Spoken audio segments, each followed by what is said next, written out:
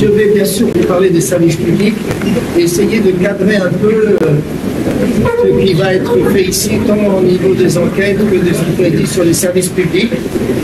Je vais d'abord un peu présenter le problème des services publics dans nos pays. Ensuite, je développerai la question du diagnostic sur le fonctionnement des services publics, avec un peu une approche aussi historique de comment ça a été abordé par les sciences sociales et pourquoi nous l'abordons comme ça aujourd'hui. Et ensuite, des pistes sur des innovations scientifiques et relatives à comment chercher des pistes d'amélioration, on va dire. Et puis, une petite conclusion qui introduira l'exposé suivant de Youssoufou sur la digitalisation, qu'est-ce qu'on peut faire en termes de diagnostic et aussi de pistes. Vous savez comme moi que les services publics, ça a été rappelé par Francis Albides hier, sont un sujet central de débat social, politique, etc. dans nos pays. Toutes les enquêtes que nous menons au LASDEL depuis 20 ans montrent une dissatisfaction et une critique des services publics par ses usagers. Si aujourd'hui vous trouvez rarement quelqu'un au Niger qui va défendre le système d'enseignement nigérien, c'est impensable. D'ailleurs, si ici j'ai affaire à une série de cadres nigériens et je demande qui a son enfant à l'école publique, personne ne va lever la main. Tous sont allés dans des écoles privées, ce qui montre bien la crise du service public, qui est une crise, hier Gilles a bien montré qu'il était une crise aussi de dénuement en personnel, en mais c'est aussi une crise de la qualité des services publics qui va en même temps. En même temps, on est dans une sorte de reproche à l'État qui fait qu'il y a quand même encore ce besoin d'État. Si les gens reprochent aux services publics de ne pas marcher comme il faudrait, c'est aussi parce qu'ils ont encore des attentes et toujours déçus par rapport à l'État. Vous savez aussi que c'est une des causes majeures qu'il y a eu du rejet de la démocratie dans nos différents pays et de l'argumentaire des militaires venus au pouvoir sur l'incapacité d'assurer disons, des services publics de qualité dans le pays. Et puis, vous savez aussi que les services, le mauvais état des services publics est une des raisons de la progression des insurrections djihadistes dans nos trois pays. Si vous voyez une carte des zones délaissées, c'est exactement une carte des implantations djihadistes dans deux pays et demi, on va dire, puisque le Niger est un peu moins investi, un peu moins soumis au contrôle djihadiste. Derrière cet mauvais état des services publics, il y a deux échecs qui sont complètement imbriqués. Le premier, c'est évidemment l'échec de ce qu'on peut appeler l'industrie occidentale du développement. Je ne dis pas ça de façon polémique, je veux dire qu'il y a des centaines de milliers de personnes à travers le monde qui fabriquent des projets, qui les mettent en œuvre, comme l'industrie de ce point de vue-là. Et il y a trois, on peut dire, même si bien sûr l'industrie du développement a des succès tactiques, il y a eu beaucoup de succès dans tel ou tel domaine, etc. Mais il y a quand même trois grands échecs stratégiques. D'une part, il n'y a aucune fin de la dépendance à l'aide, contrairement à la phrase de Thomas Sankara, vous disiez il faut une aide qui nous aide à nous avoir besoin de l'aide. La dépendance à l'aide est un des gros échecs. Le maintien de la dépendance à l'aide est un des gros échecs de l'industrie du développement. Deuxièmement, la crise majeure de l'emploi et donc de la pauvreté, qui est aussi un échec majeur dans tous nos pays que l'on connaît. Mais le troisième, c'est manifestement l'état mauvais des services publics, bien que l'industrie du développement est souvent beaucoup investie dans l'éducation, dans la santé, etc. Mais c'est aussi, bien sûr, et tout autant, un échec des élites politiques et des gouvernements nationaux de nos pays. On ne peut pas critiquer les uns sans critiquer les autres. Cet échec est vraiment partagé. La responsabilité en est complètement partagée entre les élites politiques et les gouvernements successifs d'un côté et l'industrie du développement de l'autre. Alors, il faut garder, si on veut parler des services publics, quelques constats en tête. D'abord, les services publics marquent en quelque sorte la présence de l'État, souvent. Le maillage de l'État dans nos pays, qu'est-ce que c'est? C'est des bataillons d'enseignants dans les campagnes et dans les villes, c'est des centres de santé dans les campagnes et dans les villes, et c'est des forces de sécurité dans les campagnes et dans les villes. C'est-à-dire assurer trois des besoins de santé, d'éducation et de sécurité.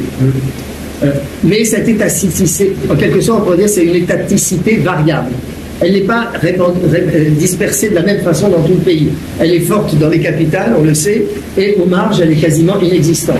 on pourrait dire qu'il y a un grand nombre de villages dans les marges de l'œil qui ne voient jamais un fonctionnaire, qui ne voient jamais des services publics dignes de ce nom, etc. Donc l'étaticité, on n'est pas dans des dichotomies État faible, État fort, etc. On est dans une étaticité variable. C'est mieux pour essayer de comprendre la façon dont les services publics fonctionnent. Deuxièmement, il y a une différence entre l'État formel et l'État réel. L'État formel, c'est des drapeaux, des circulaires, des machins, mais vous voyez très bien que parfois ça ne correspond pas à un État réel. Si vous allez dans une sous-préfecture du Niger, un peu au fond de la brousse, vous verrez un drapeau, vous verrez un sous-préfet, ex-commandant de cercle, vous voyez ça, mais derrière, il n'y a rien.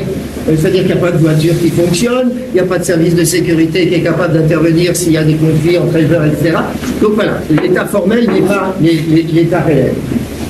Et maintenant, on sait, alors ça a été abordé par Gilles, qu'au fond, l'État n'est plus du tout la seule institution qui délivre des services d'intérêt général, d'utilité générale. C'est la même chose. Il y en a bien d'autres, mais le monde du développement en délivre. Il délivre directement de la santé ou de l'éducation.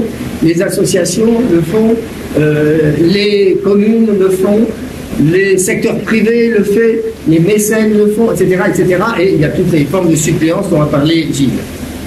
Dernier point, toujours, l'État a toujours un double visage. Il a un visage despotique et il a un visage délivreur. Je veux dire délivreur de service. C'était pas terrible comme expression, État-délivreur, mais ça correspond à ce que... Voilà, vous voyez ce que je veux dire. Donc, on peut dire délivreur, c'est aussi protecteur ou bienveillant, etc. C'est cette double face de l'État. Ce qui est paradoxal, c'est que même en Europe, où, disons, les services publics fonctionnent quand même assez nettement mieux que dans nos pays, même là, on a, depuis un certain nombre de décennies, insisté énormément sur le volet répressif de l'État. Foucault aidant, du coup, on met beaucoup. On oublie parfois que l'État, c'est aussi les services publics, c'est aussi de l'éducation, de la santé, etc., etc. Mais il est vrai que dans nos pays, le visage principal que l'État a pour les populations, c'est l'État répressif.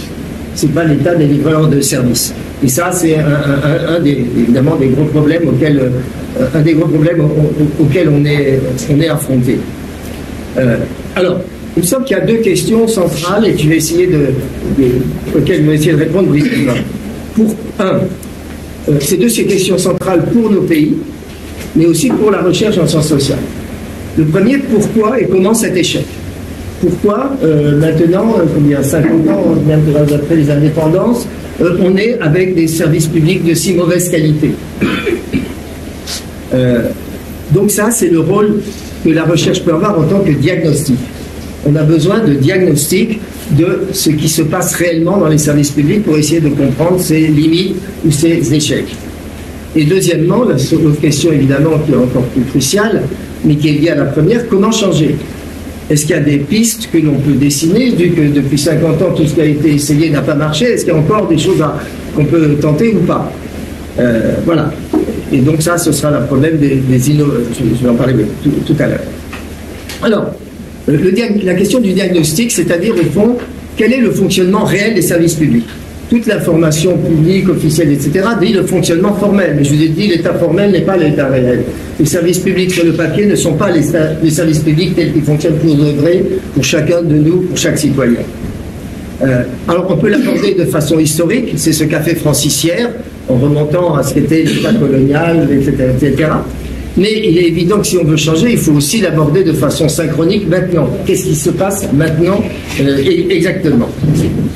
Et là, évidemment, la première chose à prendre conscience, il me semble, dans cette vision de l'État, c'est que les services publics sont des organisations. Ce sont des organisations. Et les organisations sont quelque chose de particulier. C'est un objet sociologique, anthropologique, historique particulier. Tous les services publics sont des organisations qui donc connaissent tous les problèmes des organisations. Deuxièmement, ce sont des organisations qui sont traversées, animées, mettant en œuvre des politiques publiques. Et les politiques publiques ont aussi toute une série de problèmes qui sont à eux. Autrement dit, le service public cumule les problèmes des organisations et les problèmes des politiques publiques. Et donc, alors, qui s'est intéressé aux uns et aux autres? Il se trouve que les problèmes des organisations et les problèmes des politiques publiques sont étudiés depuis longtemps, essentiellement dans les pays du Nord, essentiellement dans les pays occidentaux. D'accord? Et je vais donc faire un petit résumé de la chose, parce que c'est là, alors qu'ils ont été peu étudiés, ils l'ont été quand même un peu maintenant, mais assez peu étudiés dans les pays africains. Là, il y a, les organisations et les politiques publiques sont des sujets relativement nouveaux pour les sciences sociales dans les pays d'Afrique. Ils sont des sujets largement pâturés, explorés dans les pays du Nord. Alors premièrement, l'anthropologie des organisations. Tout le monde a oublié qu'il y avait une anthropologie des organisations dès les années 1930 aux États-Unis. On a toujours pour nous une vision de l'anthropologie liée à ce qu'était l'ethnologie coloniale, qui voit des cultures, des peuples, des ethnies dans leur monographie. Ok, on sait ce que ça a été, on sait ce que ça a apporté en termes méthodologiques, on sait aussi que c'est complètement dépassé pour un certain nombre de visions qu'on a de ça, mais on a complètement oublié que l'anthropologie, ça n'a jamais été que ça. Ça a été aussi les organisations dans les pays du Nord, dès les années 1930 aux États-Unis. Et puis, après, ça a été repris, par exemple, en Angleterre, après la Seconde Guerre mondiale, par ce qu'on appelait l'école de Manchester, celle qui s'était développée autour de Gluckman en Afrique du Sud. Ils sont rentrés, ou certains ont commencé à travailler en Angleterre, et il y a eu une anthropologie des organisations en Angleterre, après la Deuxième Guerre mondiale. Donc voilà, première discipline. Là, je vais vous parler de discipline des sciences sociales, une petite parenthèse. Il y a pour moi une profonde unité des sciences sociales d'un point de vue épistémologique, parce que nous sommes des sciences de l'enquête, et pour d'autres raisons, je ne vais pas le développer ici. Mais effectivement, on est aussi divisé en disciplines pour des raisons historiques, des raisons de mandarinat, des raisons de tradition, etc. Deuxième école qui s'est occupée de ça, la sociologie qualitative. J'en avais dit deux mots hier, l'école de Chicago. Même chose, c'est pas au fin fond des brousses africaines ou des campagnes asiatiques, c'est au cœur des États-Unis, de la modernité américaine, que la sociologie qualitative s'est développée. Et elle étudiait beaucoup les organisations. Là aussi, ça démarre entre les deux guerres mondiales. C'est l'école de Chicago. Vous avez certainement entendu parler de Anselm Strauss, de Howard Becker, ou même de Goffman, on peut le mettre dans ce paquet-là. Qu'est-ce qu'ils ont étudié? Des hôpitaux, des asiles, des commissariats, des services sociaux. C'était leurs objets. Vous voyez qu'on est loin de l'ethnologie exotique des Européens allant au loin. Troisième, sociologie des organisations. Sociologie des organisations, là aussi, ça fait un bon bout de temps. Voilà, vous comprenez, moi je veux par discipline, je dis c'est pas important ces frontières, mais historiquement, on est obligé d'en tenir compte. Alors, sociologie des organisations. Un des articles majeurs qui a été fait sur ça, c'est Merton, 1936, les conséquences imprévues de l'action sociale intentionnelle. Qu'est-ce que c'est si ce n'est pas l'étude des politiques publiques et des organisations? L'action sociale intentionnelle, et elle a plein de conséquences imprévues. Je vais revenir là parce que c'est un de nos fils directeurs pour étudier les organisations. Philippe Selnick, il a été oublié là, c'est sur les effets organisationnels inattendus, imprévus et aléatoires. Il parle donc dans les organisations, il y a plein d'effets, même chose un peu que Merton. Et donc, c'est intéressant, Selnick était en fait au départ un militant communiste de version trotskiste, c'est-à-dire très critique vis-à-vis de l'Union soviétique. Et son truc, c'était de dire pourquoi la bureaucratie soviétique, elle existe de façon tellement contradictoire avec ce qu'étaient les objectifs du communisme à l'époque. Donc il y a un énorme écart entre les intentions, les projets, le truc sur le papier et la réalité du communisme soviétique sous Staline. Et quelque part, dans le monde du développement, on a des écarts tout aussi faramineux. Bon, mais ça, c'est une autre chose. Vous avez peut-être entendu du côté français, parce que jusqu'ici, c'est surtout de la littérature anglophone, c'est évidemment Crozier et Friedberg. Vous avez dû lire tout ça, mais par exemple, Crozier, 1964, le phénomène bureaucratique. Qu'est-ce que dit Crozier dans le phénomène bureaucratique?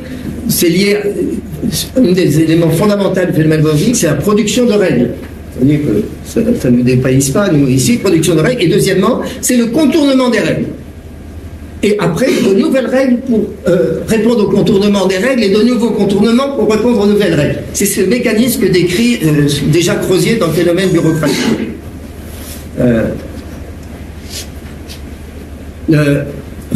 Même chose avec l'ouvrage qu'il a fait avec Friedberg, L'acteur et le système. Leur base, c'est le raisonnement sur les écarts. Je cite ça. C'est le raisonnement sur les écarts. Donc les écarts entre les effets attendus et les effets non attendus. Quatrième, et je m'arrête là parce que c'est les quatrièmes, l'analyse des politiques publiques. L'analyse des politiques publiques, c'est plutôt hérité de Sciences Po. C'est plutôt dans une vision de politiste qui s'est spécialisé dans l'analyse des politiques publiques. Mais quels sont les grands fondateurs de ça? Pressman et Wildavsky, qui ont fait une chose sur pourquoi les politiques décidées à Washington, elles arrivent en morceaux et en pièces à Auckland. Auckland étant pris comme l'exemple de la petite ville de l'intérieur où les gens sont un peu paumés. Mais c'était déjà ça. Pourquoi? Déjà, c'est environ dans les années 1970, je crois qu'ils ont fait ça. Très important. Lipsky, je ne sais pas si vous avez, il est incontournable, c'est sur les bureaucraties d'interface. Ce que j'appelle, moi, les bureaucraties d'interface, ce qu'il appelle street level bureaucrats. Les bureaucrates les bureaucrates de la rue, c'est-à-dire ceux qui sont en contact avec les usagers. Même chose, qu'est-ce qu'il dit? Il y a des marges discrétionnaires très importantes. Discrétion, c'est la capacité de décision autonome. Et ça veut dire que les politiques publiques, elles ne sont pas telles qu'elles sont édictées par les ministères ou par les politiques, c'est telles qu'elles sont mises en œuvre par les agents de terrain qui les accommodent à leur sauce, d'une certaine façon, avec une marge d'appréciation, une marge de manœuvre. Voilà. Donc vous voyez que quand on aborde un problème comme ça, à quel point il est nécessaire de ne pas être prisonnier de sa propre discipline. Si un politiste ne connaît pas la sociologie de l'aviation, il y a problème. Si un anthropologue ne connaît pas les travaux de sciences politiques sur les politiques publiques, il y a problème. On est obligé, sur ce type de choses, d'avoir une approche pas multidisciplinaire dans les mots, parce que tout le monde est multidisciplinaire dans les mots, mais dans la réalité de nos bibliothèques, de ce que nous lisons au jour le jour. Ok. Pourquoi il y a tous ces écarts? Ça, la réponse, elle est multiple. On peut parler, disons, il y a trois types de causes, disons, qui sont avancées. Le premier, c'est ce qu'on appelle parfois l'hubris managérial. L'hubris, en grec, ça veut dire la démesure, les comportements liés à l'orgueil, à la trop de confiance en soi, à l'arrogance, ce qu'on pourrait dire les vertiges mégalomanes du pouvoir. C'est-à-dire que tous ceux qui sont en position de décideur à la tête des organisations ou à la tête des politiques publiques se croient beaucoup plus efficaces et beaucoup plus importants et beaucoup plus souverains qu'ils ne sont. Ils ignorent toujours à quel point la réalité s'oppose à leur rêve de démesure. C'est ça l'hubris. Alors que, deuxièmement, ce qu'on pourrait appeler l'illusion technocratique dans les politiques publiques. Autrement dit, dans les politiques publiques qui sont essentiellement faites d'ingénierie sociale, avec parfois de l'ingénierie technique au milieu, on pense toujours que l'ingénierie sociale c'est la même chose que l'ingénierie technique et qu'il y a des recettes miracles et que l'on peut appliquer à tout le monde. Le problème, c'est que ce n'est pas du tout la même chose, c'est-à-dire l'ingénierie technique est relativement indépendante des contextes. Un mobile phone marche partout, une voiture marche partout, un vaccin marche partout, à peu près, pas complètement, mais à peu près. Elle est relativement indépendante des contextes. L'ingénierie sociale est totalement dépendante des contextes de mise en œuvre. Et ça, les dirigeants des organisations et les élaborateurs de public l'ignorent parce qu'ils sont ce vertige de penser que c'est la même chose et que si on a trouvé la recette miracle, combien il y a eu de recettes miracles dans le monde du développement, la révolution des cash transferts, la révolution de la titrisation foncière, chacun arrive avec une nouvelle recette qu'on balance partout et vous voyez que les mêmes politiques sont appliquées chez nous au Niger, chez nous au Bénin, etc., de la même façon. Troisième chose, la quantophrénie. La croyance que les chiffres sont la seule forme d'appréciation du réel, alors que c'est une forme extrêmement précise mais limitée, nécessaire mais limitée du réel. Toutes les politiques publiques, toutes les évaluations du fonctionnement des services publics sont basées sur des indicateurs quantitatifs. Et les indicateurs quantitatifs, j'y reviendrai, ont d'énormes limites pour évaluer les effets inattendus. Alors, tout ça, je vous ai cité, vous voyez qu'il y a un grand panneau, un grand acquis scientifique au Nord sur ces questions. Qu'est-ce qu'il y a à propos de l'Afrique sur ça? On est un peu décalé. Alors, il n'y a pas que ça. Pourtant, les mêmes problèmes existent. Ils sont même pires. Les écarts entre les choses sur le papier et la réalité est même bien plus fort dans nos pays qu'en Europe. Les écarts existent partout, hein, on est bien d'accord. Absolument partout. Mais comment dire, leur importance, leur style diffèrent. C'est un peu comme les ingrédients, les mêmes ingrédients partout de la sauce, mais si vous changez les ingrédients, la sauce n'a pas du tout le même goût. Et chez nous, évidemment, les écarts sont beaucoup plus grands. Alors, il y a eu, je vais revenir un peu parce que j'ai de façon un peu injuste et trop rapide, il y a eu quand même une cinquième discipline qui a ouvert un champ d'études analogues aux quatre premières, dans les pays du Sud et en particulier en Afrique. Je veux dire, socio-anthropologie du développement et des politiques publiques. Au fond, c'est cette discipline qui a un peu introduit sous différentes variantes et là aussi avec des précurseurs anglophones que, bon, je ne vais pas les citer maintenant, mais ils existent. Donc, cette socio-anthropologie du développement et des politiques publiques s'est posé les mêmes problèmes que se posait l'anthropologie des organisations, la sociologie des organisations, l'évaluation des politiques publiques, etc. Je me rappelle dans les années 1980, quand on avait commencé à fonder l'APAD, qui est l'association pour l'anthropologie du développement et des politiques publiques, avec un certain nombre de chercheurs européens et africains, on parlait beaucoup des dérives des projets de développement. On voyait bien que le projet de développement, il était censé aller là, puis en fait, il allait là. C'est ça la notion de dérive. Et quand on parle de dérive, c'est exactement ce que les Anglais appelaient les écarts dans les politiques publiques. Ça, la chose un peu du même ordre. Bon, je ne sais pas si je peux vous donner un ou deux. Alors, ces dérives sont valables aussi bien pour des politiques publiques introduites par les projets de développement, autrement dit industrie occidentale du développement, que pour les politiques publiques introduites par les dirigeants nationaux. Je vous prends deux exemples. Un qui est vieux, mais il est toujours parlant. Quand il y avait eu la grande vogue de l'agriculture intensive inspirée de la révolution verte en Inde, c'était dans les années après les indépendances, dans les 20 premières années après les indépendances, le modèle à l'époque c'était l'Inde avec l'intensification, les engrais, l'attraction à etc. Donc il y avait eu un gros projet au Sénégal par une société publique mais financée par les bailleurs de fonds d'introduction de l'attraction à clé. Et il s'agissait donc de dire aux paysans qu'ils abandonnent la houe traditionnelle et qu'ils devaient passer avec une charrue tirée par des bœufs. Donc il fallait placer des charrues et placer des bœufs pour tirer les charrues. Tous les indicateurs du projet étaient positifs. Le nombre de charrues prévues avait été placé, le nombre de bœufs avait été placé, le nombre de séances de vulgarisation que les vulgarisateurs agricoles faisaient sur leur petite moto tout-terrain pour aller dans les villages, et ils avaient été faits. Donc tout, mais arrivent des socio-anthropologues, pas nous, les gens à l'époque il y en avait aussi rare, et qui se disent c'est pas du tout comme ça que ça se passe pour de vrai. En fait, les pays, dans une certaine région du Sénégal, c'est pas vrai parce que dans d'autres régions ça se passait pas comme ça, les contextes sont pas les mêmes, même au Sénégal, etc. Mais dans une région que vous avez étudiée, les paysans, en fait, avec les charrues, ils passaient la frontière pour les revendre à des forgerons qui n'avaient plus de fer à travailler, et les forgerons les retransformaient en houe. Ils allaient vendre aux paysans. Continuer donc avec la houe, mais en étant passé par la case charrue, si on peut dire. Et en même temps, les bœufs, il n'y avait pas besoin de bœufs pour traiter, ils achetaient des vaches pour avoir des veaux de l'embouche, comme on dit. Voilà, ce type de détournement, de contournement, il est un peu exagéré là si vous voulez, mais il est réel, mais on le trouve partout à des échelles très variantes dans absolument tous les projets. Ça c'est pour les grands projets. Mais il y a eu quand même quelques politiques nationales chez nous. Prenez une récente qui est la gratuité des soins pour les enfants de moins de 5 ans, et parfois pour les césariennes, ou parfois pour les accouchements. C'est une politique qui bien qu'elle a essentiellement été décidée, en tout cas au Mali comme au Niger, pour des raisons internes.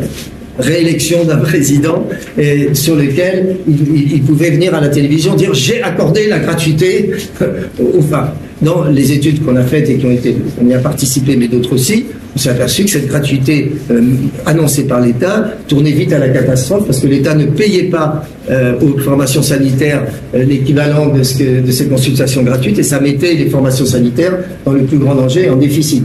C'était, pour le Niger, on a même parlé du hold-up du siècle parce que toutes les économies des centres de santé qu'ils avaient à la banque, ils ont disparu pour acheter des médicaments puisque l'État il ne donnait pas ce qu'il fallait pour les acheter.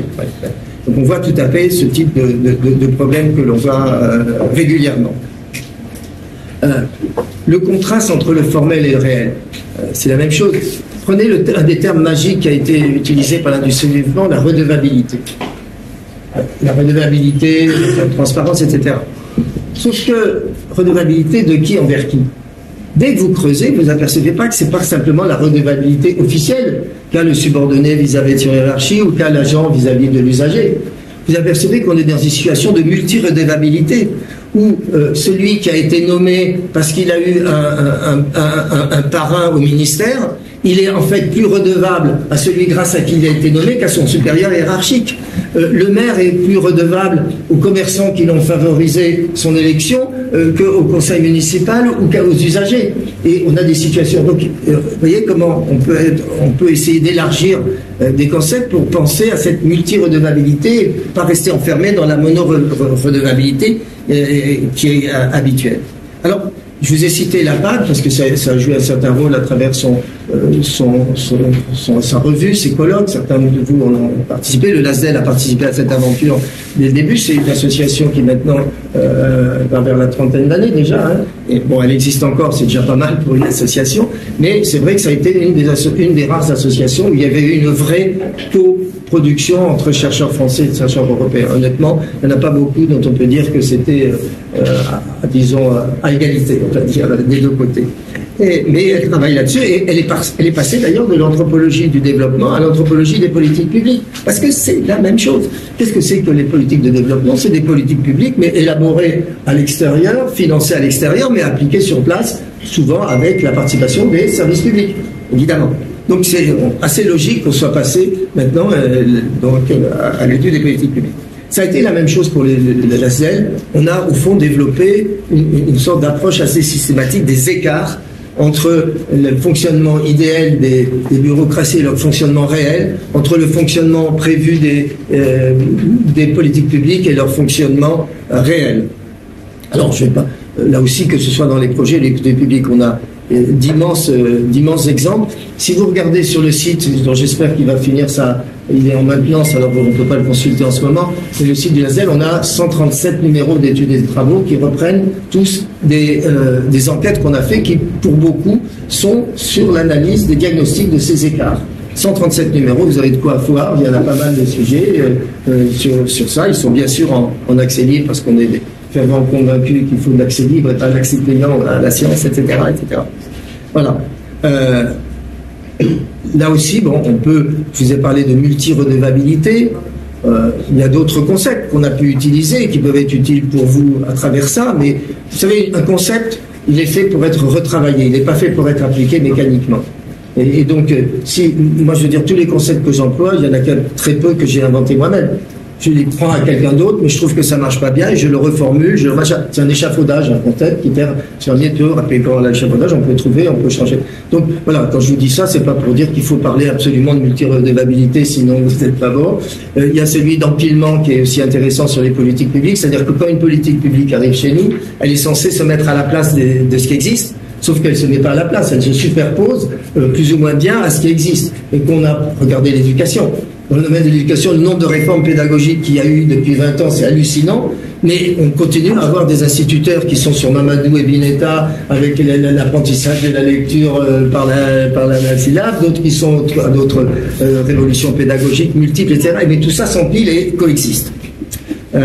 Normes pratiques aussi. Un certain nombre d'entre vous savent que j'aime bien ce truc de normes pratiques, mais c'est parce que ça désigne au fond que tous ces écarts dans le fonctionnement des organisations ou dans la mise en œuvre des politiques, tous ces écarts ne sont pas complètement anarchiques, ne partent pas complètement dans tous les sens, ils sont de fait convergents. Si aujourd'hui au Niger, j'ai un problème avec un service où je dois pas aller, je dois aller par exemple au service du cadastre pour ma maison ou pas, je vais faire comme tout le bon Nigérien. Je ne vais pas aller voir sur Internet comment fonctionne le service du cadastre, ou je ne vais pas essayer de savoir. Je vais d'abord essayer de savoir est-ce que je connais quelqu'un là-dedans qui peut m'arranger mon histoire. Et si je ne connais pas, je vais savoir est-ce que parmi mes amis, j'en ai un qui connaît quelqu'un qui peut arranger mon histoire. Bon, ça, fait partie de ces normes pratiques, de ces routines que tout le monde au fond, auxquelles on est plus ou moins habitué. Donc ça permet de voir que ces comportements qui peuvent apparaître comme non observants, soi-disant déviants et tout, sont en fait partagés, peut-être pas par tout le monde, mais même quand ils ne sont pas partagés, ils sont tolérés. Voilà. Vous pouvez, souvent la critique qu'on peut faire à certains gens, c'est qu'ils exagèrent. Donc ils exagèrent. Un petit peu ça va, mais il ne faut pas trop bouffer, quoi. Par exemple, des choses comme ça, où on peut arriver en retard, mais vous exagérez, c'est un peu trop. Donc on voit bien la limite entre les deux. Prenez l'exemple, on avait travaillé sur la justice, c'est intéressant. Les cadeaux faits aux juges. C'est illégal. Un juge ne doit pas accepter des cadeaux des justiciables, nulle part. Nulle part, hein. C'est clair. Vous connaissez des juges qui n'acceptent pas des cadeaux des justiciables? Honnêtement, on a travaillé, je n'en connais aucun. Non, aucun.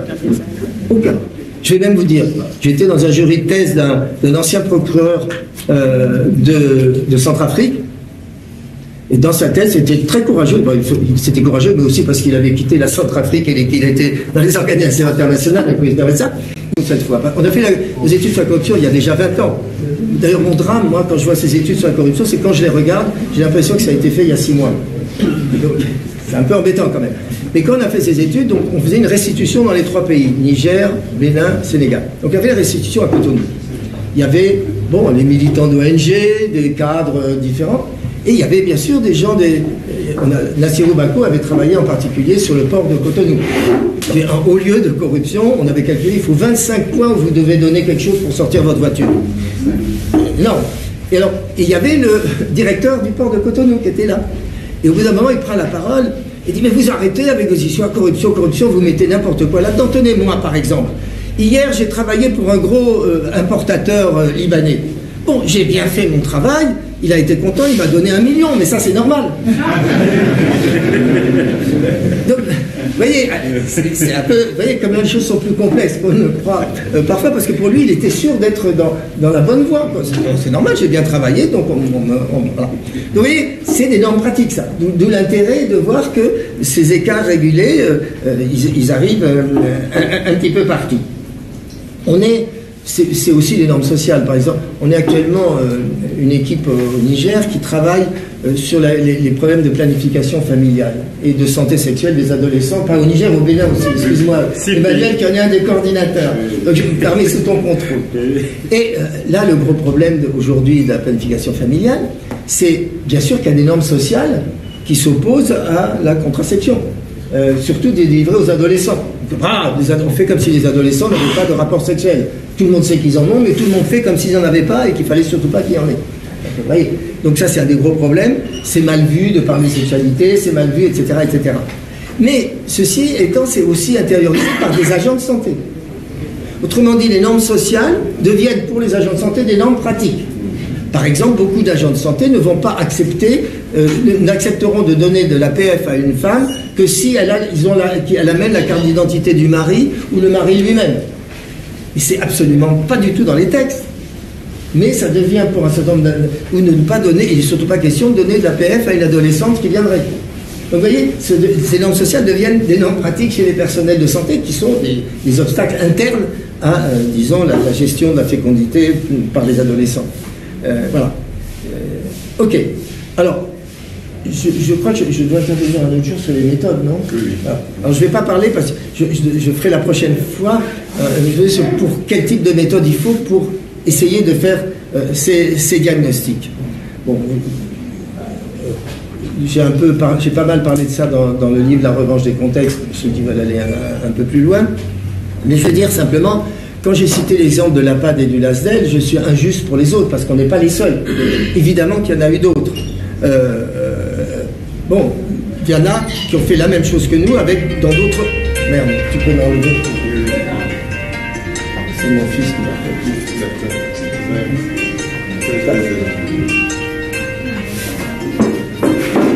Je dis toujours à tous les étudiants assistants de fermer leur téléphone et chaque fois je me fais prendre moi-même. Terrible. Donc il y a d'autres raisons. Je veux dire, avec Francis ou Gilles, on n'a pas été ensemble, on s'est pas retrouvés dans la PAD ou des choses comme ça, mais ils font des choses convergentes.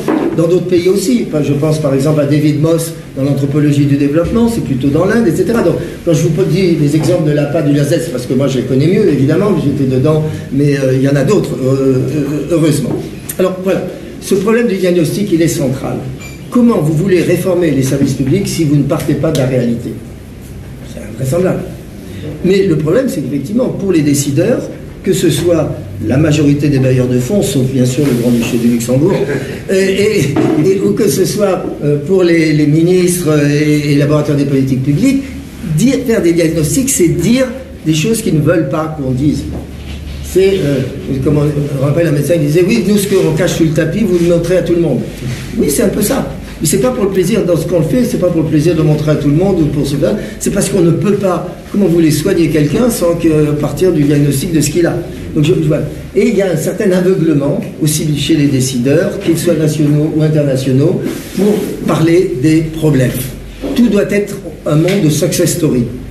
Parce que les gens sont jugés à ce que, si vous dirigez un projet et que vous dites que le projet ne marche pas comme prévu, vous n'allez pas être bien, vous n'allez pas être reconduit. Si vous êtes consultant, etc., comme ça, en permanence. Donc il y a une sorte de culture un peu de l'embellissement. Si j'étais méchant, je dirais de l'omerta, de surtout pas dire la vérité, qui est dans ce monde des politiques publiques et du développement. Il est très rare qu'on accepte la critique, alors que pour nous, quand on fait ces diagnostics, c'est au contraire des pépites qu'on amène aux décideurs. Vous pouvez maintenant changer vos histoires. C'est possible parfois, mais c'est très rare. Alors je vais vous citer justement pour dire que c'est possible, je reviens à mon histoire des charrues et à sa fin. Parce que normalement, un projet, quand on lui apprend ça, d'abord il ne sera pas content du tout qu'on lui dise ça. Le chef de projet va peut-être essayer de mettre le rapport d'enterrer le rapport, etc. Mais surtout, même s'ils le prennent en compte, qu'est-ce qu'ils vont faire? Ils vont de nouveau envoyer une poignée d'agents vulgarisateurs sur leur moto tout-terrain pour expliquer aux paysans qu'ils n'ont rien compris et qu'il faut vraiment qu'ils fassent des charrues. Ou bien ils vont faire plutôt le contrôle et on va mettre des policiers à la frontière pour vérifier qu'ils n'exportent pas les charrues, ou des vétérinaires dans les marchés pour vérifier que c'est bien des bœufs et pas des vaches. Non, ils n'ont pas fait ça et c'est rarissime dans le monde du développement, mais au moins ça donne un peu d'espoir, ça prouve que ça existe. Le projet a décidé de se transformer en un projet de soutien à l'embauche. Puisque les paysans veulent élever des veaux sous la mer, eh bien, on va arrêter de les emmerder avec cette histoire de charrue pour le moment, on va les aider à faire ça. C'est extraordinaire. Mais ça nous apparaît extraordinaire parce que c'est tellement rare. Mais c'est du bon sens. Pourtant, on dit quelquefois, le bon sens n'est plus du tout dans le monde des politiques publiques, parce que, après tout. Donc vous voyez que, pour nous, tous les diagnostics qu'on fait, on ne fait jamais dans des termes polémiques, on n'est jamais en train d'épingler des agents, des personnes, etc. Et on le fait toujours avec l'idée ou l'espoir que les décideurs vont en tenir compte pour changer leur histoire. Mais ce n'est pas le cas. Juste un exemple, quand on a fait il y a aussi quelques années une étude sur l'allaitement maternel exclusif. Ça, c'est un modèle voyageur typique des bailleurs de fonds qui font partout, c'est les pratiques familiales essentielles. Vous connaissez ça, que développe l'UNICEF partout, il y a ça au Bénin, il y a ça au Bon, il y a partout la même chose, avec les mêmes 8 parties. Une de ces pratiques familiales essentielles, c'est on dit aux mères, il faut absolument l'allaitement maternel exclusif pendant les 6 premiers mois. D'accord ? C'est imparable, c'est extrêmement vrai d'un point de vue technique. Si vous allaitez votre enfant, il fabriquera des anticorps avec vous, il sera moins infecté, etc., que s'il boit de l'eau, qu'il mange des machins. Il n'y a aucun doute. Sauf, et donc l'UNICEF est venu nous voir, nous, à Niamey, en disant, on a des résultats plus positifs qu'on le croyait, on a des endroits où il y a 95% d'adhésion à l'allaitement maternel exclusif, on est très content, est-ce que vous pouvez nous expliquer pourquoi? Ok. On a dit, on va le faire. D'abord, il voulait dire, vous allez faire une enquête dans 60 villages. On a dit, non, c'est pas comme ça qu'on travaille. On va faire une enquête dans 3 ou 4 villages, pas plus. Mais on va la faire à fond. Alors, il a fallu palabrer, parce que c'était pas leur culture. Pour eux, il fallait qu'on leur fournisse une enquête quantitative qui vérifierait les causes de leurs 95%. On a fait. Et puis, qu'est-ce qu'on a vu? Évidemment que c'était pas le cas. Et que c'était plutôt 95% des femmes qui ne pratiquaient pas. Pourquoi? Vous êtes dans un village de la brousse de Zinder au Niger et il fait 45 degrés à l'ombre. Le bébé pleure. Vous ne pouvez pas lui donner à boire? Lui dites non, attends la prochaine tétée. La mère va au marché. Elle laisse le bébé à sa petite sœur. Elle ne va pas lui donner à boire ou à manger quand le bébé pleure? La belle-mère arrive, celle qui réagit la concession. Elle arrive le matin avec les décoctions pour fortifier l'enfant, lutter contre les sorciers, etc. C'est un truc, qui est un truc classique au Niger qu'on connaît aussi bien côté Zerma qu'à Oussa. Vous croyez que la belle-fille va dire non, pas question? Le père arrive avec, il a été chez le marabout, Rubutu, vous savez, les écritures coraniques qu'on lave dans l'eau, etc. Vous croyez que la femme va dire non, allaitement maternel exclusif? On est dans des conditions où même si c'est très bien techniquement, si c'est imparable techniquement, c'est pas possible. Donc de fait, alors pourquoi ils avaient 95%? C'est ça, vous avez des enquêteurs qui arrivent dans le village. Bonjour madame, est-ce que vous pratiquez l'allaitement maternel exclusif? Oui, parce que le chef de village avait réuni tous les gens avant, et c'était un jeune village en l'occurrence, qui venait de se séparer d'un gros village, qui n'avait jamais eu de projet jusqu'à maintenant. Et le chef a dit, le premier projet qui arrive c'est l'UNICEF, il ne faut pas le louper si on veut avoir d'autres projets derrière. Et donc tout le monde avait dit, oui, je pratique l'allaitement. Voilà. Je vous expliquerai la prochaine fois comment nous on travaille justement pour ne pas avoir 95%. Alors, maintenant, les pistes. parce que là, j'essaie de vous convaincre, j'espère que je prêche à des convaincus, et que vous êtes tous convaincus de l'intérêt des diagnostics et des diagnostics rigoureux, pas des diagnostics bidons, pas des trucs, voilà. Que c'est vraiment, quand je parlais de militantisme de la qualité, c'est ça. Et il faut avoir des diagnostics rigoureux, et on continue, même s'ils sont, on va continuer à essayer on continue à essayer de persuader les ministères chez nous. Nous, enfin pour nous d'ailleurs, l'objectif principal, c'est encore moins les bailleurs de fonds, c'est d'abord les ministères de chez nous, de les convaincre que c'est utile, mais c'est aussi les bailleurs de fonds, donc on continue, pas avec le Luxembourg qui est déjà convaincu, mais donc il y a pas de... Voilà. Ok. Alors les pistes. Alors la piste, c'est le problème, c'est que toutes les réformes de l'extérieur, on peut dire, ont échoué d'une certaine façon. Moi, je pense que c'est difficile aujourd'hui encore, après 50 ans de développement, de croire que les réformes de l'extérieur, toutes les réformes sur l'État, les services publics sont efficaces. On voit bien que c'est parler de cet échec stratégique. Il y a parfois quand même alors, donc, si on ne peut pas changer la chose à partir des réformes de l'extérieur, quid des réformes de l'intérieur? Du coup, il ne reste plus grand-chose, il reste les réformes de l'intérieur. Alors, les réformes de l'intérieur, d'abord, on peut se poser le problème des réformes d'en haut. Ministère, gouvernement. Je ne vais pas dire qu'il n'y en a jamais eu de tentative. Il y en a eu. Moi, j'ai connu des ministres réformateurs au Niger. C'était pas, on ne peut pas dire j'en ai connu des masses, s'il n'y en a pas tellement. Parce que les raisons pour lesquelles on est nommé ministre, en général, pas parce qu'on est réformateur. C'est pour d'autres raisons que vous connaissez comme moi. Mais il y en a qui ont réussi à passer, etc. Mais en général, le constat, c'est qu'en général, ça ne dure pas. D'abord parce qu'un ministre réformateur ne dure jamais longtemps dans son machisme. Il y avait un ministre réformateur, je me rappelle, qui avait voulu interdire les médicaments de contrebande qu'on achète au grand marché de Niamey, partout. Il y a des grossistes qui vendent les médicaments pour les colporteurs, vous savez, pour les pharmacies par terre, etc., dont une partie sont périmées, d'autres parties ont été volées, une troisième partie est importée illégalement, etc. Bon, c'est des trucs que vous connaissez comme moi ça. Il a voulu l'interdire. Ok, il l'a interdit. 3 semaines après, il était convoqué, viré, et puis ça a recommencé, parce que politiquement, c'était pas tenable pour le gouvernement. Et comme ça, on a eu pour l'éducation, on a eu. Donc, des réformateurs d'en haut, je ne vais pas dire qu'il n'y en a pas, mais leur durée de vie, eux-mêmes, en tant que responsables, est limitée, et la durée de vie de leurs innovations l'est encore plus. Parce qu'en plus, souvent, ils le font de façon autoritaire et top-down. Quand vous ne pouvez pas vous heurter à ce moment-là à l'inertie des agents publics. Vous ne pouvez pas réformer une administration sans une alliance réformatrice à l'intérieur aussi. Vous êtes en haut et vous dites, voilà, je veux tout changer.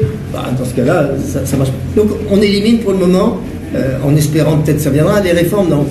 Il reste quoi? Les réformes du milieu et les réformes d'en bas. D'accord? Allez. Alors, les réformes d'en bas ou du milieu, je vais dire, c'est des gens qu'on a rencontrés parfois depuis 20 ans au Niger, et ce que j'appelle des exceptions admirables. On rencontre de temps en temps des infirmiers qui travaillent mieux que les autres, qui essayent d'améliorer le service, des médecins qui prennent du temps pour la consultation et qui vous expliquent bien, ce qui est très rare, même des policiers qui sont moins corrompus que d'autres, excusez-moi pour le... Vous n'allez pas m'en tenir rigueur, hein, j'espère. Non, mais de toute façon, pour moi, soyons bien clairs, la police fait partie des services publics avec les mêmes contraintes et les mêmes nécessités que les autres. Hein, aucune chose différente. Mais oui, je reviendrai peut-être là-dessus sur la police dans 2 secondes, pour donner un exemple positif, justement. Parce qu'on donne toujours des exemples négatifs. Voilà. Donc, on voit des gens qui font des petites innovations locales. C'est à bas bruit, ils ne sont pas bien connus, ils ne sont souvent pas même visibles pour leur hiérarchie, ou parfois même les hiérarchies, ça les dérange. Mais on en trouve. Au fond, c'est ce qu'on pourrait appeler les sortes de réformateurs de l'intérieur, etc. Alors, en bas. En bas, c'est la ligne de front, ce qu'on appelle les street-level bureaucrates. C'est ceux qui sont au contact des usagers. Donc, on en trouve, alors, infirmiers, policiers, juges, enseignants, travailleurs sociaux, on en rencontre des rares, minoritaires, mais qui essayent d'améliorer la qualité du service délivré. Okay. Donc, ces gens-là, qu'est-ce qu'il va faire? Il faudrait les identifier et les documenter. Identifier, documenter, c'est bien le travail des chercheurs en sciences sociales, que je sache. Donc voilà, un chantier pour nous, qu'on essaye de commencer à explorer avec un certain nombre d'autres collègues maintenant, c'est de voir un peu qui sont ces gens qui travaillent mieux. Mais ça peut être aussi, je disais, le niveau du milieu, c'est-à-dire un niveau de plus haut dans la chaîne hiérarchique administrative. Je pense par là, dans la santé, aux médecins-chefs de district, qui est la structure opérationnelle d'encadrement des centres de santé, à des proviseurs, à des commissaires, à des présidents de tribunal d'instance. Voilà, toute une série d'acteurs qui aussi, de leur côté, ont essayé ou essayent encore de mieux faire marcher leur service. Alors, nous avons mené des recherches au LASDEL maintenant depuis plusieurs années, essentiellement dans le domaine de la santé. Donc, en ce qui nous concerne, c'est sur le domaine de la santé. Dans deux domaines, la santé maternelle et infantile. On a fait une recherche sur plusieurs années, financée par les Canadiens en l'occurrence, sur les sages-femmes et les maternités, par exemple. Maman Sani, qui va venir du LASDEL, il fait un exposé ou pas? Je ne sais pas. Il fait un exposé. Bon, il avait fait à l'époque, il était étudiant en master, un mémoire master très intéressant sur une sage-femme réformatrice dans une maternité importante du Niger. Aïssa Diarra, qui s'occupe du pôle santé au LASDEL, a fait sur la planification familiale, sur les sages-femmes, qui a aussi travaillé sur l'accouchement et la santé et la planification familiale. Voilà. Ça peut être des trucs très, très simples. Prenez par exemple dans la santé, simplement l'initiative d'un médecin chef de district de créer un groupe WhatsApp avec tous ses infirmiers majors pour qu'à tout moment ils puissent l'interroger sur des problèmes de clinique qu'ils ont. C'est tout bête. Tout le monde fait des groupes WhatsApp pour se dire bonjour, se féliciter mutuellement de la tabaski, de la nouvelle année, de l'accouchement, de ceci. Mais on peut aussi faire des groupes WhatsApp à intérêt professionnel. C'est une initiative de suppléance, dirait Gilles, mais pas de suppléance en l'occurrence, parce que ce sont des agents de service public eux-mêmes qui veulent le faire améliorer. Je me rappelle aussi, c'était la directrice de cette fameuse maternité. Si vous voulez, dans les questions, comme je n'ai pas trop de temps, si vous voulez me faire dans les questions, je vous répondrai sur cette sage-femme, parce qu'elle a fait des trucs assez marrants. Mais un truc technique qu'elle a fait, dès qu'il y a une parturiente qui vient accoucher, elle lui passe un cathéter pour pouvoir tout de suite mettre une perfusion s'il y a un pépin. Parce que quand le pépin arrive, c'est toujours dans un truc de drame, etc. Et c'est le moment où ça devient difficile de piquer. On ne va pas trouver la veine, tout le monde s'affole parce que c'est une question de minutes. Donc c'est des trucs comme ça. C'est pas extraordinaire, c'est pas des nouveaux processus, c'est pas des choses où la Banque mondiale va donner plein d'argent pour faire diffuser ça partout dans le monde. Mais c'est des vrais progrès. Même chose sur la planification familiale, ce que vous avez identifié, donc Emmanuel et Aïssa. Par exemple, simplement un enseignant qui est censé faire l'éducation sexuelle, mais vous savez comment ça se passe dans les classes, il fait juste une boîte à questions anonyme dans la classe qui va lui permettre, les filles et les garçons peuvent mettre leur truc et du coup, à partir de là, il va orienter autrement son cours. C'est tout bête, mais ça a l'air de rien, mais quand même, ça permet du coup qu'il fait de meilleurs cours là-dessus. Ou bien, dans le dispensaire, le centre de santé, qui va aller ouvertement demander à une adolescente de demander la planification familiale, ou même un garçon demander des préservatifs. Il s'arrange pour laisser les préservatifs aux gardiens pendant la nuit pour que les gens puissent venir de façon anonyme. C'est pas grand-chose tout ça, mais ça change la qualité du service dans tous les cas. Voilà. Alors, vous savez que sur les innovations, il y a une énorme littérature, mais pas sur les innovations dans les services publics. En Afrique en particulier. Il y en a un peu, je ne vais pas dire qu'il n'y en a pas, mais il n'y en a pas beaucoup et pas trop sur ce que je vous dis. Dans quel domaine il y a en Afrique pas mal d'innovation sur la paysannerie? Ça fait longtemps qu'on a dit que les paysans étaient innovateurs, qu'ils n'étaient pas simplement à la remorque, les ingénieurs agricoles, etc. Bon, il y a pas mal de travaux là-dessus. Innovation dans le secteur informel, on sait que c'est un lieu de résilience, machin, tout ça. Et innovation dans les arts, enfin, tout ce qui est performance à théâtre, chansons, etc. Mais service public, on ne peut pas dire que ça se bouscule pour les travaux. Alors, c'est ce qu'on a essayé de faire. Et du coup, on a fait un colloque. Je ne sais pas si on avait parmi vous qui y était. Je ne me rappelle plus, monsieur. Excuse, je ne connais pas. Aïna, oui, bien sûr. Déjà, je vais en parler d'Aïna. Bien sûr. Il y avait donc un colloque qui était sur la base des innovations internes à l'Afrique. On a fait un appel d'offres qui est circulé partout. Chercheurs du Bénin, du NASEM, mais il y avait des chercheurs d'un peu partout qu'on ne connaissait pas. D'abord, ce qui était intéressant, c'est dans les réponses à l'appel d'offres, on avait bien dit innovation interne, 60% des réponses n'étaient que des innovations des bailleurs. Pourtant, on avait dit innovation interne, mais c'est tellement associé que innovation égale les bailleurs de fonds, que 60%. Alors, vous avez bien compris, notre démarche, elle est au contraire de privilégier les innovations internes, et pas forcément celles qu'introduisent seulement les bailleurs de fonds. Deuxièmement, c'était intéressant parce que ça couvrait beaucoup de secteurs. Aïna qui est ici, c'était sur les pompiers à Cotonou. Il en parlera? Donc, je ne vais pas spoiler, comme on dit, ce qu'il va dire. Il vous dira lui-même ce qu'il a vu là-dessus. Il y avait un policier. Alors c'était intéressant, c'est un policier de Yaoundé, qui était le seul dans toute la ville de Yaoundé à ne pas prendre d'argent aux automobilistes quand ils étaient en petite infraction. Soit il les sermonnait, soit il les verbalisait. Et le seul aussi à faire respecter le rang à tout le monde, y compris aux grandes voitures avec des vitres opaques. Il était le seul. Donc c'était intéressant parce qu'on ne s'y attend pas tellement. Et ce qui est intéressant aussi, c'est que en fait, il est très connu à Yaoundé. Et donc quand les gens passent au carrefour où il est, ils lui donnent un peu des dons d'argent comme on donne à la cantatrice au griot. Il donnait un peu d'argent à lui. Donc je pense qu'il se faisait peut-être même plus d'argent que ceux qui prenaient parmi ses collègues. Et depuis, bon, comme ça nous avait un peu frappé, parce que c'est un peu atypique quand même ça. Je ne sais pas si vous en avez à Parakou, je ne sais pas si vous en avez à Cotonou, mais du coup, en parlant à mes collègues, quand j'étais à Kinshasa, à Dakar, ils se disent « Ah mais nous aussi on en a un comme ça !» Mais oui, nous aussi. Donc je sais qu'il y en a un ou deux à Kinshasa, je sais qu'il y en a un ou deux à Dakar, alors je vous laisse réfléchir après sur ce cas-là. Il y avait d'autres sujets, hein. Il y avait un maire, un réformateur au Mali, si je me rappelle bien, ou au Burkina, au Mali. Un maire, oui, sur un maire réformateur au Mali, il y avait sur l'eau et l'assainissement, il y avait, etc.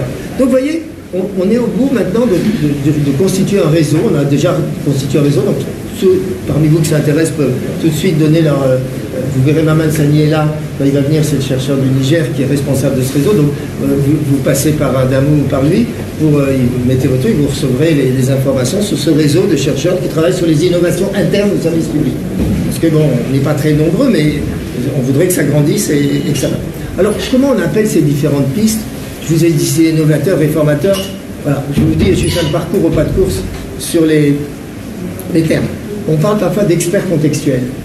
Pour dire qu'au fond, on limite la notion d'expertise qu'à des gens qui sont certifiés professionnellement ou académiquement et qui sont experts internationaux, experts en politique publique, experts en santé, experts en assainissement, tout ça des professionnels reconnus. Mais il y a aussi une expertise, c'est un courant, c'est pas moi qui l'ai inventé, hein, c'est un courant qui s'est développé dans la sociologie cette année, l'expertise du quotidien, on parle. C'est-à-dire que l'ouvrier sur son poste de travail a aussi une expertise que n'a pas l'ingénieur qui a fabriqué le poste de travail. Et il a une expertise qui lui est propre. Et donc, là, on parlait d'experts contextuels pour dire que ce sont des gens, ces innovateurs dont je vous ai parlé, qui connaissent bien le contexte local, que ne connaissent pas ni les bailleurs de fonds, ni même souvent les gens des ministères. Même les gens des ministères nationaux ne connaissent pas vraiment la réalité, et qui, eux, connaissent ça. Et donc, en tant que cette expertise, ils sont les seuls peut-être à même d'en transformer. Alors, évidemment, ce n'est pas tout le monde. Il faut avoir non seulement être expert du quotidien, mais ensuite être critique vis-à-vis de ce quotidien. Si vous trouvez que ça passe très bien, vous n'allez pas changer ce qui se passe. Et donc il y a beaucoup de gens qui sont dans la routine dans les administrations. Et puis il faut aussi être concerné, c'est-à-dire non seulement être critique, mais avoir la volonté de changer. Tout ça, c'est un petit nombre, mais ils existent. On peut dire aussi innovateurs. Alors les innovations, vous pouvez mettre un adjectif. On peut dire que ce sont des innovations à bas bruit ou des micro-innovations, souvent invisibles. Et c'est pas parce qu'elles sont à bas bruit ou qu'elles sont pas très visibles qu'elles sont pas innovantes. Si on prend comme critère de l'innovation l'amélioration de la qualité du service, c'est bien ça dès le départ. On parle aussi parfois d'innovation frugale, c'est un terme qui a été développé sur la frugalité, la capacité de se servir des moyens du bord pour innover, grosso modo. On parle aussi parfois d'innovation incrémentale. Incrémentale, c'est un mot savant pour dire pas à pas, par petits pas. Voilà. On peut parler aussi parfois, c'est ce qui fait dans le programme que vous animez, toi et Aïssa, solutions endogènes, pour dire que ce sont des solutions locales, sachant qu'en l'occurrence, endogène ne veut pas dire traditionnel. Parce que quand on dit savoir endogène, c'est à tous les coups les savoirs traditionnels, paysans, tradithérapeutes, etc. Non, endogène parce qu'ils sont produits localement dans les contextes locaux. Hein, ça veut dire ça. Hein. On parle aussi parfois de déviance positive. Vous trouvez dans la littérature sociologique des trucs sur la déviance positive par rapport à la défiance négative. Et puis moi j'aime bien le dernier, mais je suis pas sûr que j'arriverai à le vendre et que les gens vont me suivre, les améliorateurs. C'est pas mal parce que c'est un peu ça. Au fond, c'est des améliorateurs à différents niveaux. Alors, tous, ils ont l'énorme mérite, d'être en interaction avec les autres acteurs locaux et d'être au fond en interaction avec leur contexte de travail. Exactement ce maillon qui manque à les dirigeants des politiques publiques, et aux supérieurs hiérarchiques des organisations publiques. Ils ont tous un concept central des sciences sociales modernes, vous le connaissez, agency, l'agencéité ou l'agentivité. C'est-à-dire ils sont tous évidemment dotés de marge de manœuvre. Jamais un acteur n'est un pur exécuteur de consignes ou de normes extérieures, il a toujours une marge de manœuvre. Mais voilà, avec ça, c'est une grande différence avec la façon de gérer habituellement les services publics et d'implémenter les politiques publiques. Alors le dernier truc, c'est que il ne faut pas non plus opposer ça forcément au projet de l'extérieur, dans la mesure où il y a aussi, et souvent ce sont les mêmes, des agents qui essayent d'adapter les projets des bailleurs au contexte local. Et ça va nous amener aussi à la digitalisation là-dessus. Parce que soit on peut innover et se débrouiller uniquement dans la débrouillardise avec les moyens du bord, mais on peut aussi, sur un programme qui arrive par les bailleurs de fonds et qui par définition n'est jamais vraiment adapté au contexte local, on peut essayer de le rendre plus efficace en l'adaptant au contexte local. Donc dans ce cas-là, on est dans une situation, et je reprends l'expression qu'Aïna avait utilisée dans son article, d'adaptation créative. On adapte le projet de façon créative. Et c'est aussi intéressant à prendre en compte. C'est le cas des pompiers que Aïna a étudié, dont je pense qu'il nous parlera, comment dans le courant de leur métier, ils ont des petites innovations qui essayent d'adapter leur mission officielle de façon plus créative au contexte local des accidents de la route à Cotonou, puisque c'est son sujet. Alors je termine en conclusion sur le problème, qu'est-ce qu'on peut dire de tout ça par rapport au nouveau chantier du LASIEF Bénin, qui sera probablement des chantiers appuyés par le Luxembourg, mais qui, à mon avis, va développer sur d'autres chantiers après du même ordre, dans ce domaine-là. La digitalisation des services publics. Au fond, il s'agit, il me semble, en grande partie, de faire un diagnostic de comment cette digitalisation est appliquée sur le terrain. Et on verra très vite, on a commencé à voir déjà que ce qui se passe sur le terrain ne correspond pas à la vision qu'en ont les informaticiens et les grands concepteurs de la digitalisation, que ce serait trop simple si ça se passait comme ça. Et ça se passe, il y a quand même pas mal d'écarts sur le terrain, donc c'est à la fois l'étape du diagnostic de quels sont les écarts entre ces grands projets de digitalisation relativement coûteux, extension nationale, et qu'est-ce qui se passe quand ça arrive à Parakou, à Niki, à Djougou, je ne sais pas où, etc. Et puis de notre côté aussi, voir est-ce qu'il y a là-dedans, puisque c'est un projet top-down, des adaptations créatives, peut-être même des innovations. Il y a déjà des innovations dans le secteur informel, ça on le sait, vous en parlerez aussi. Alors juste pour terminer, juste quelques considérations sur ce programme. C'est un programme vertical, c'est un modèle voyageur, la digitalisation. Il y a partout des programmes de digitalisation dans tous les pays actuellement d'Afrique, après un retard, puisque ça a été développé depuis longtemps dans les pays d'Europe. Mais ces programmes verticaux se font dans un secteur où il y a déjà beaucoup d'informels marchands. Je veux dire, l'informel marchand, c'est le téléphone, les ordinateurs, machin.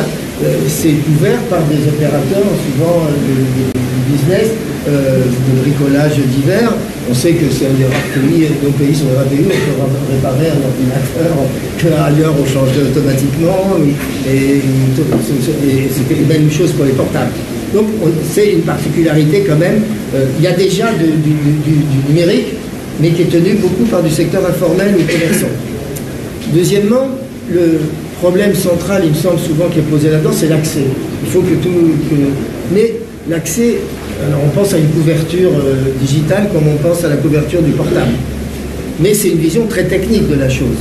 Et là aussi, on est dans un cas où il y a